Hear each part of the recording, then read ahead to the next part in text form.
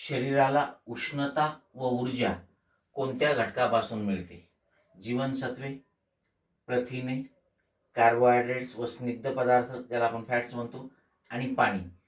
तर मित्रांनो, याचं उत्तर जे आहे ते आहे कार्बोहायड्रेट्स व स्निग्ध पदार्थ.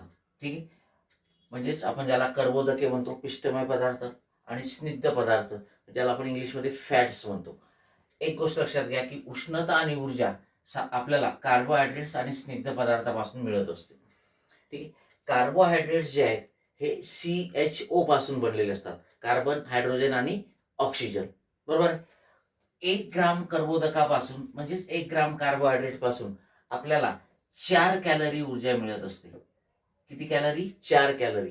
तर 1 ग्राम स्निग्ध पदार्थापासून आपल्याला 9 कॅलरी ऊर्जा मिळते. ठीक आहे, परंतु दैनंदिन ऊर्जेची जी गरज असते आपल्या शरीराची, ही दैनंदिन ऊर्जेची, ठीक आहे, 60 ते 80% गरज कर्बोदके भागवत असतात. ठीक आहे, आणि स्निग्ध पदार्थापासून जी ऊर्जा मिळते आपल्याला, ती ऊर्जा आपल्या शरीरामध्ये चरबीच्या स्वरूपात त्वचेखाली साठवली जाते. आणि मग ही जी चरबी आहे, म्हणजे जे स्निग्ध पदार्थ जे आहेत, तर आपलं शरीर या स्निग्ध पदार्थाचा उपयोग, ठीक आहे, अंतिम ऊर्जेचा स्रोत म्हणून करत असते.